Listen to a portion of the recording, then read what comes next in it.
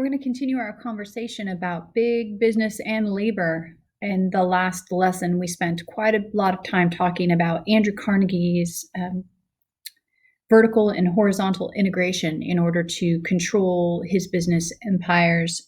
But there were other ways to control empires, and what you're looking at in front of you is Rockefeller Center and Plaza in New York City. And it gets its name from the man we're going to spend some time talking about today, John D. Rockefeller.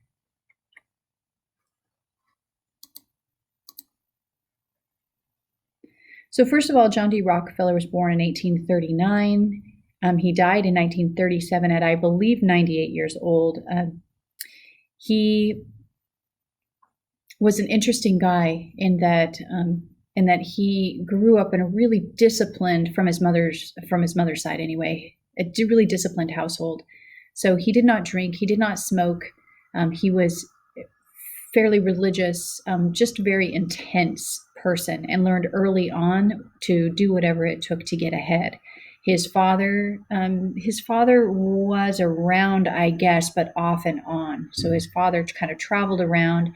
He had kind of these medicines that he peddled to people, saying that he could cure cancer. He really couldn't. His father had a separate family that he had kept from John's mother. And anyway, so his father was kind of off and on presence in his life, not the best example. Although some business owners endorsed the kind of natural law we talked about in the last section with regards to social Darwinism in theory, in practice, most entrepreneurs did just about everything they could to control the competition that threatened the growth of their own business empires. Rockefeller controlled his empire in a different way than Carnegie. Many industrialists took the approach, if you can't beat them, join them, and they often pursued horizontal integration in the form of mergers. A merger usually occurred when one corporation bought out the stock of another. A firm that bought out all of its competitors could obviously achieve a monopoly, or complete control over the industry's production, its wages, and its prices. One way to create a monopoly was to set up a holding company, the corporation that did nothing but buy out the stock of other companies. Headed by banker J.P. Morgan, U.S. Steel was one of the most successful holding companies. In 1901, when it bought the largest manufacturer, Carnegie Steel, it became the world's largest business. Corporations such as Standard Oil Company, which was established by John D. Rockefeller, took a different approach to mergers. They joined with competing companies in trust agreements. Participants in a trust turned their stock over to a group of trustees, people who ran the separate companies as one large corporation. In return, the companies were entitled to dividends on profits earned by the trust. Trusts were not legal mergers, however. Rockefeller used a trust to gain total control of the oil industry in America.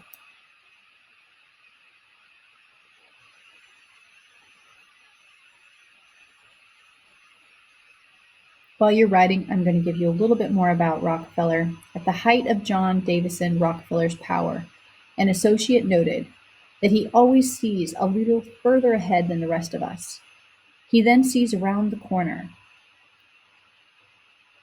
Rockefeller's father once said, "I cheat my boys every chance I get. I want to make them sharp," he boasted. And it seems that this approach succeeded with at least the oldest son, John D., who was sharp enough to land a job as an assistant bookkeeper at the age of 16.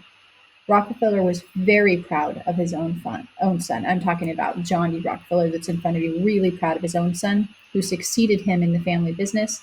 At the end of his life, Rockefeller referred not to his millions, but to John D. Jr. as his greatest fortune. And by the way, there's still Rockefellers in politics today.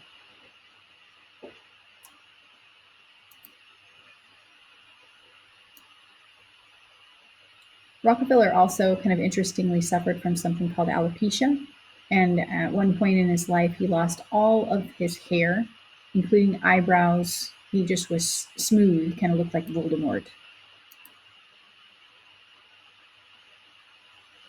Rockefeller Standard Oil Company of Ohio processed 2 or 3% of the country's crude oil in 1870.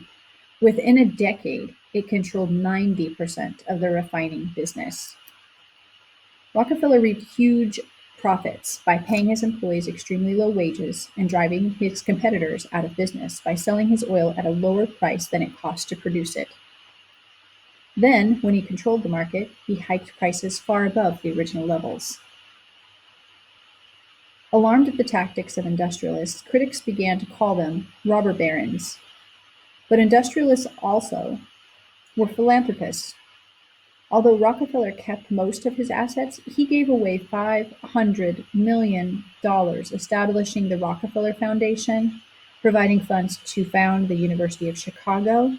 He helped create a medical institute that helped find a cure for yellow fever. He also worked on doing research and solving the hookworm. There was a hookworm kind of epidemic in the South, in the southern part of the United States, and he helped to pay to alleviate that. Carnegie, although he donated about 90% of the wealth he accumulated during his lifetime, his fortune still supports the arts and learning today. It'd be a great mistake for the community to shoot the millionaires, he said, for they are the bees that make the most honey, and they contribute most to the hive even after they have gorged themselves full.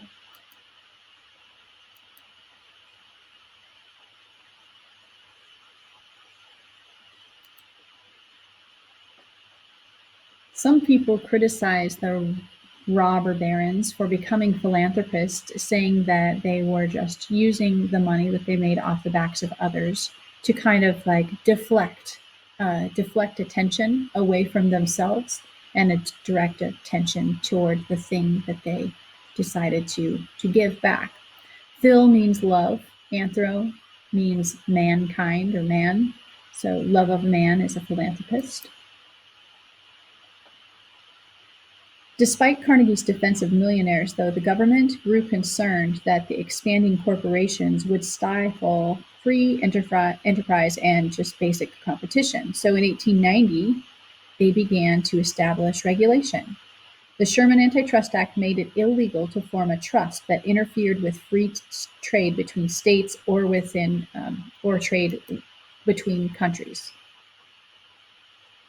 Prosecuting companies, though, under the Sherman Act was not always very easy because the act didn't really clearly define the terms of a trust, for example. In addition, if firms such as Standard Oil felt pressure from the government, they simply reorganized into single corporations. The Supreme Court threw out 7 of the 8 cases of the federal government brought against trusts. Eventually, the government stopped even trying to enforce the Sherman Antitrust Act, and the consolidation of businesses just kind of continued.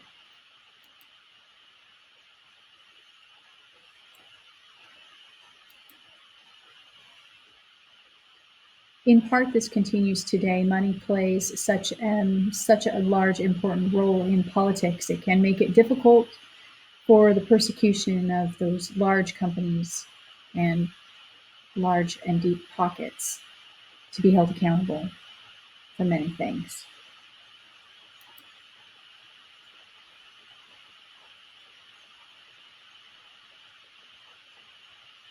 So this is supposed to be, Congress, and you can see behind them kind of sitting in the gallery are the trusts kind of overseeing what it is that our legislators do. You can see that this is the Senate entrance for monopolists, and they're more headed in. Steel, copper, Standard Oil, and the list goes on. Okay, so in part because these businesses grew so powerful that they really could do just about anything with regards to creating organizations and companies, but then even more importantly, perhaps, their treatment of workers, we start to see the development of organized labor.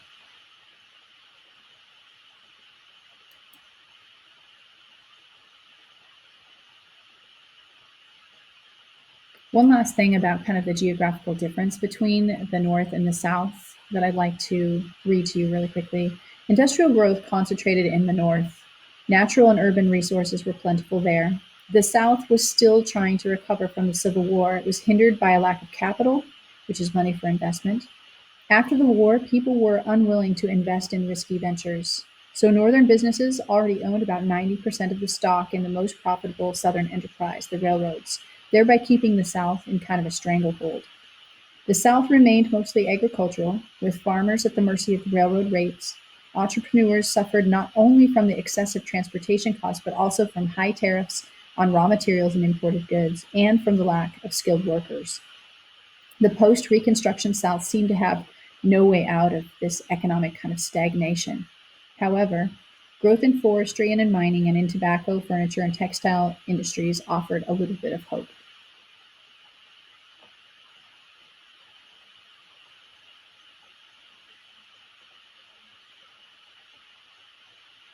Just a little ahead of your time, Bill Gates was brought into court under the Sherman Antitrust Act.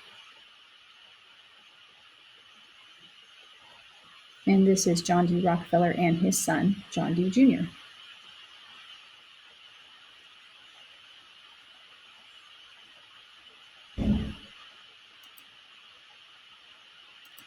Okay, last thing before I end this. The last probably 8 slides or so are just for you to ask yourself, do you remember who these people are? So a little short quiz. I'll pause after each image pops up and see if you can figure out who they are.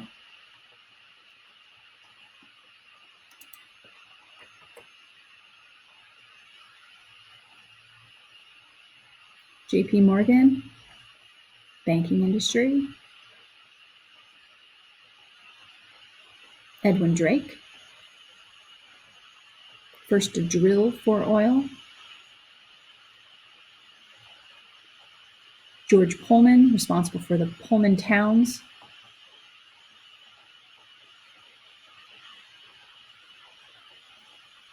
Professor Dowd, C.F. Dowd, who proposed the idea for time zones.